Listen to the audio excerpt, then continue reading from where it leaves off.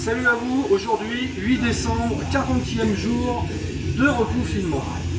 Et bien aujourd'hui, ce matin, j'ai mis ce petit bonnet Pantera et je me bois un petit café avec ma tasse Pantera parce que malheureusement aujourd'hui, c'est l'anniversaire de la mort de Dimebag Darrell, guitariste emblématique de Pantera. En plus, c'est aussi les 40 ans de la mort de John Lennon. Journée donc un peu bizarre, tous deux tués par des fans. Du coup, je vais arrêter là, je vais passer au disque d'aujourd'hui parce que c'est ce que j'avais prévu à la base. Je vais vous parler, on va passer en Floride. Je vais vous parler d'Obituary. Obituary, pilier de la scène dite death metal. J'ai découvert à l'époque cet album en CD, ça c'est un support édité par Listenable. Quand je l'ai acheté, c'était sur le label Roadrunner qui faisait beaucoup de groupes de thrash, qui s'occupait de DRI, label pochette, tout. Je me dis tiens, ça doit être un nouveau groupe de thrash. Parce qu'en fait à l'époque, le mouvement death n'existait pas encore vraiment, même s'il avait été, ça avait commencé avec des groupes comme Possessed ou Death. Le mouvement dit death metal va arriver au fur et à mesure que les groupes vont sortir, tel que aussi Morbid Angel. Mais moi, je préfère, j'ai quand même une préférence pour Obituary, parce qu'Obituary, avec la voix caverneuse de John Tardy, le chanteur, il y a une rythmique derrière très Slayer, très agressive. C'est lourd, c'est efficace. D'ailleurs, musicalement, ils vont pas vraiment changer tout au long de leur carrière, leurs albums vont se ressembler, mais c'est un peu comme les Ramones, quoi. Ils vont faire des albums, ça va être différent, ça va être la même chose, et c'est du Obituary.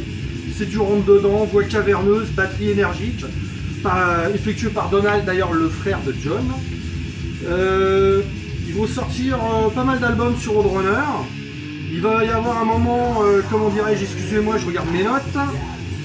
Trevor Perez, qui est le guitariste, avec Donald Tardy, ils vont participer à un projet qui s'appelle Mitook Seed. C'est un projet fait avec les mecs de Napalm Death. Un peu Indus, un peu Death, mélange Indus. Obituary, ils vont faire des albums jusqu'en 98. Après en 98, ils vont faire une pause. Il faudra attendre 2005 pour qu'ils se reforment et ils vont sortir leur dernier album, Frozen in Time. Ça sera le dernier album sur Roadrunner. Ensuite, ils vont continuer, ils vont changer de label, ils vont passer sur Candlelight Records, ils vont sortir 3 albums, toujours dans la même sauce. Puis après, ils vont changer de label, ils vont atterrir chez Relapse Records, un label un peu plus underground. Et il va y avoir l'arrivée de monsieur Terry Butler, ancien bassiste de Death et de Massacre.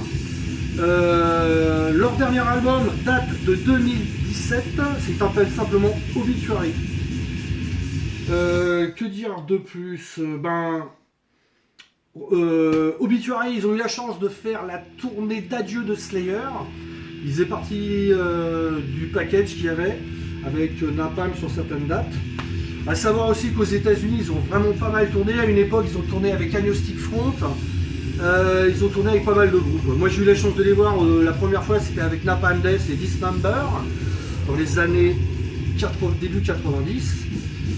En tout cas, j'espère qu'ils vont ressortir quelque chose parce que là, depuis 2018, ils n'ont pas fait grand-chose. Il y a eu un morceau qui est sorti qu'on peut avoir en téléchargement, et rien de nouveau, question album. En attendant, pour moi, Obituary, c'est un pilier de la scène death metal.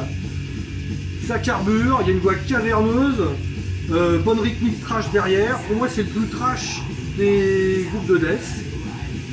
A savoir donc que Listenable a réédité tous les premiers albums d'Obituary, dont aussi cet album-là. Donc je vous invite à acheter une oreille, pour ceux qui ne connaissent pas, il y en a pas mal qui doivent connaître.